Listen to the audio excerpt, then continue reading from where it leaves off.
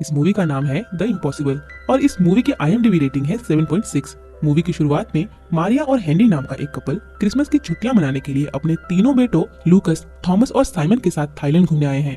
Henry एक private company में job करता है और उसकी वाइफ मारिया एक डॉक्टर है, लेकिन अब उसने अपनी प्रैक्टिस छोड़ दी है। हेनरी और मारिया थाईलैंड के एक फेमस होटल में रुके हैं और उनके कमरे से समंदर का नजारा बहुत ही अच्छे से दिखता है। इनके थाईलैंड पहुंचने के एक दिन बाद ही क्रिसमस नाइट है। उसी रात उस होटल के सारे टूरिस्ट क्रिसमस सेलिब्रेट करते हैं, जिस वजह से वहाँ का माहौल बहुत अच्छा और खुशनुमा लग रहा है। सभी बहुत एंजॉय करते हैं। अगले दिन यानी 25 दिसंबर की सुबह मारिया और हेनरी अपने तीनों बच्चों को क्रिसमस गिफ्ट देते हैं। इसके बाद पूरा दिन पांचों एक साथ बहुत अच्छा समय बिताते हैं। अगले दिन आता है 2004 का वो भयंकर दिन, यानी 26 दिसंबर 2004। सुबह पांचों होटल के स्विमिंग एरिया में जाते हैं। हम देखते हैं कि उस होटल के बाकी लोग भी अपने वेकेशन को बहुत अच्छे से एंजॉय कर रहे हैं और हर एक अपनी फैमिली के साथ बहुत खुश है। तभी मारिया नोटिस करती है कि हेनरी बहुत टेंशन में है। हेनरी मारिया को बोलता है, थोड़ी ही देर पहले मुझे ऑफिस से एक ईमेल आया है, लगता है मेरी जॉब जाने वाली है। तब मारिया उसे बोलती है, तुम टेंशन मत लो, अगर जरूरत पड़ी तो मैं अपनी प्रैक्टिस फिर से शुरू करूंगी। हेनरी बोलता है, ठीक है, हम इस बारे में बाद में बात करेंगे। और इसके बाद हेनरी स्विमिंग पूल में जाके अपने बच्चों थॉमस और साइमन के साथ खेलता है। अभी तक सब कुछ बहुत अच्छा चल रहा है और वहाँ मौजूद हर कोई बहुत खुश नजर आ रहा है। लेकिन हम देखते हैं कि थोड़ी ही देर में धरती कांपने लगी है और वहाँ का माहौल अचानक शांत हो गया है। आसमान में देखने से पता चलता है कि सारी चिड़िया वहाँ से कहीं दूर जाना चाहती है और अब वो देखते हैं कि समंदर के सारे नारियल के पेड़ अचानक गिरने लगे हैं। किसी के कुछ समझने से पहले ही समंदर से एक ऊंची लहर आके सब कुछ अपने साथ बहा के ले जाती है और वहाँ मौजूद सारे लोग और होटल का सारा सामान सब कुछ उस लहर के साथ बह जाता है। थोड़ी देर पहले जो थाईलैंड का सबसे नामी होटल था, एक ही पल में वो एक समंदर में तब्दील हो गया। हम देखते हैं कि वहाँ से बहुत दूर बह जाने के बाद मारिया ने किसी तरह एक पेड़ को पकड़ के अपने आप को बचा रखा है। वो समझ नहीं पा रही थी कि अचानक उनके साथ ही क्या हो गया। तभी वो ध्यान देती है कि उसका बड़ा बेटा लूकस पानी के बहाव के साथ डूब जा रहा है। ये देखते ही अपने बेटे को बचाने के लिए मारिया भी आगे जाती है, लेकिन इस बहाव में उसे पकड़ना तो दूर, उसके पास भी जाना बहुत मुश्किल है। बहुत देर बाद पानी का बहाव थोड़ा कम हो गया। तब मारिया और लूकस एक दूसरे के बहुत नजदीक आ गए। तभी वो देखते हैं कि समंदर से एक बार फिर से एक विशाल लहर उनकी तरफ आ रही है। पहली लहर से संभलने से पहले ही एक और लहर के आने से वो एक बार फिर से बिछड़ जाते हैं और उनकी हालत अब और ज्यादा खराब हो गई है। काफी देर बाद पानी का बहाव कम होने से वो एक बार फिर से साथ आ जाते हैं। सब कुछ शांत होने के बाद लूकस और मारिया मदद की उम्मीद से किसी अनजाने जगह की ओर बढ़ते हैं, लेकिन वो देखते हैं कि पूरा का पूरा बसा बसाया शहर पानी में मिल गया। थोड़ी देर बाद लूकस नोटिस करता है कि मारिया की हालत बहुत खराब है। उसके पूरे शरीर पे चोट के गहरे निशान हैं और बुरी तरह से खून बह रहा है। मारिया का पैर बुरी तरह से जख्मी हो गया है और अब वो चल भी नहीं सकती। कुछ दूर चलने पर उन्हें एक बच्चे के रोने की आवाज आती है। उस बच्चे को निकाल के वो उसे अपने साथ ले जाते हैं।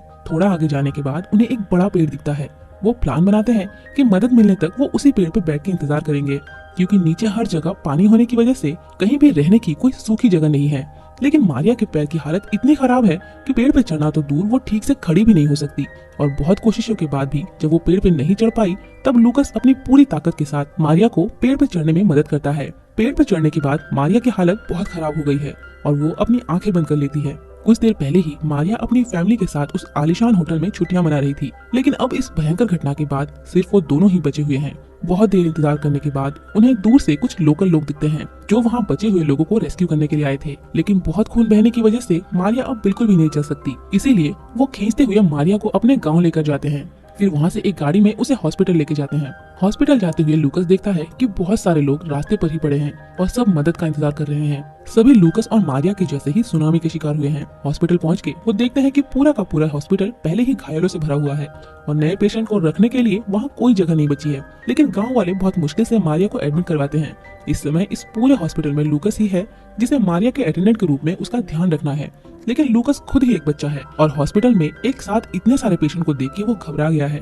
फिर भी मारिया की जिम्मेदारी अब उसे ही लेनी है। कुछ देर बाद डॉक्टर आके मारिया को बेसिक ट्रीटमेंट देकर जाते हैं, जिस वजह से उसका खून बहना अब कम हो गया है।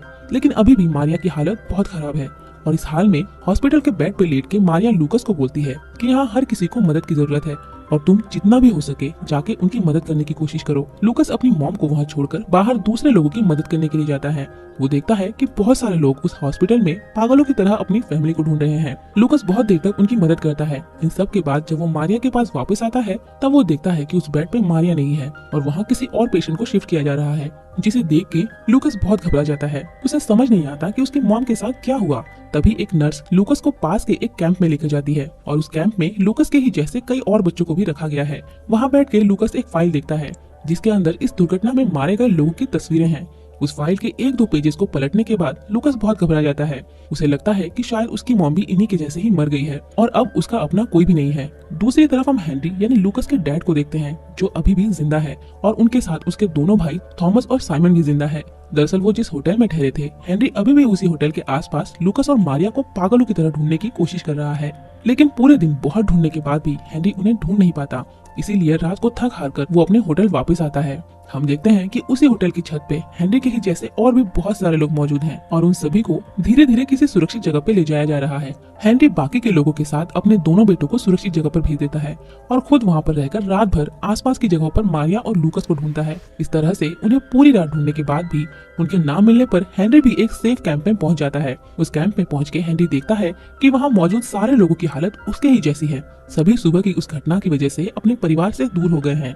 हेनरी किसी से फोन लेकर अपने डैड को कॉल करता है और अपने साथ हुए उस घटना के बारे में बताता है। हेनरी सोचता है कि अगले दिन वो सारे हॉस्पिटल में जाकर लूकस और मारिया को ढूंढेगा। दूसरी तरफ हम देखते हैं कि लूकस जिस कैंप में है, वहाँ एक महिला लूकस से उसकी सारी इन्फॉर्मेशन ले रही है और इसके बाद उसे कुछ चीजें दिखाते हुए वो बोलती है, क्या तुम इन चीजों को पहचानते हो? उन सामानों को देख के लूकस बहुत घबरा जाता है। उस समय वो किसी भी सामान को पहचान नहीं पा रहा था। एक बार को लूकस सोचता है कि शायद ये उसकी मॉम का ही सामान है और शायद अब वो मर गई है, लेकिन बहुत अच्छे से देखने के बाद वो बोलता है कि नहीं, ये मेरी मॉम का सामान नहीं है। तभी वो नर्स जो उसे इस कैंप में लेकर आई थी, वो लूकस को एक औरत के पास लेकर जाती है जो हॉस्पिटल के बेड पर लेटी हुई थी। लूकस बोलता है कि ये उसकी मॉम है और अपनी मॉम को देख के वो बहुत खुश हो जाता है।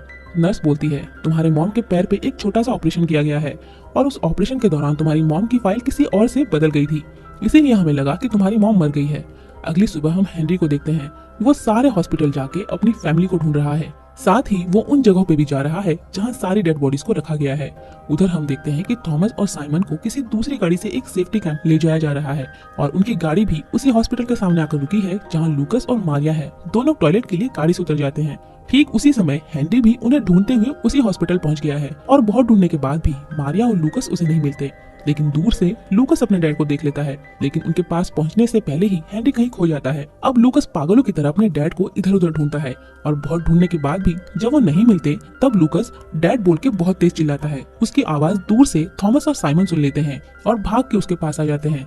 तीनों एक दूसरे को कस के गले लगा लेते हैं। तभी हेनरी भी उसकी आवाज सुन के उसके पास आ जाता है और अब बहुत कोशिशों के बाद पूरा परिवार एक बार फिर से एक हो गया है। मारिया के पास आके हेनरी देखता है कि बहुत खून बहने की वजह से मारिया की हालत बहुत खराब है और इस वजह से उसके पैर का ऑपरेशन भी नहीं हो पा रहा है। मारिया वहाँ हेनरी और बच्चों को एक साथ देख के बहुत खुश हो जाती है। एक पल को उसे अपनी आंखों पे यकीन ही नहीं होता कि उसकी फैमिली उसके सामने है। वो हेनरी से पूछती है, क्या मैं मर गई? हेनरी बोलता है, नहीं, तुम जिंदा हो और हम सब साथ में हैं। मारिया बोलती है, तो अब मैं आराम कर सकती हूँ। आगे हम देखते हैं उसी रात मारिया का ऑपरेशन शुरू होता है और ऑपरेशन थिएटर के बाहर उसकी पूरी फैमिली उसका इंतजार कर रही है। लेकिन मारिया की हालत इतनी खराब है कि इस ऑपरेशन के बाद उसके साथ क्या होने वाला है ये किसी को भी नहीं पता। और अंदर ऑपरेशन थिएटर में जब ऑपरेशन से पहले मारिया को बेहोश किया गया, तब उसकी आंखें बंद होते ही 2 दिन पहले आए सुनामी में मारिया के साथ क्या क्या घटना घटी ये सब दिखाया जाता है कि तेज लहरों के बीच फंसी मारिया का पैर एक पेड़ की टहनी से टकराने की वजह से जख्मी हो गया था। साथ ही छोटे मोटे चीजों के उससे टकराने की वजह से उसका पूरा शरीर पूरी तरह जख्मी हो गया। अगली सुबह हम देखते हैं कि मारिया का ऑपरेशन सक्सेसफुल रहा। अब वो पहले से बेहतर महसूस कर रही है। इसके बाद एक इंश्योरेंस एजेंट आके उनसे मिलता है। वो बोलता है, अब आपको चिंता करने की कोई जरूरत नहीं, कुछ ही घंटों में आप सिंगापुर के एक बड़े हॉस्पिटल में होंगे जहाँ आपकी पत्नी का ट्रीटमेंट बहुत अच्छे से होगा। उसके बाद हम आपको आपके घर पहुँचा देंगे। इसके बाद हेनरी और मारिया अपनी फैमिली के साथ एक प्राइवेट प्लेन से अपने देश वापस लौटते हैं। साथ ही उसी प्लेन से उस शहर को दिखाया जाता है जो सुनामी से बिल्कुल तबाह हो गया है और अंत में हेनरी, मारिया और उनके बच्चों लूकस, थॉमस और साइमन की एक असली तस्वीर दिखाई जाती है और इसी के साथ ये मूवी यही खत्म होती है।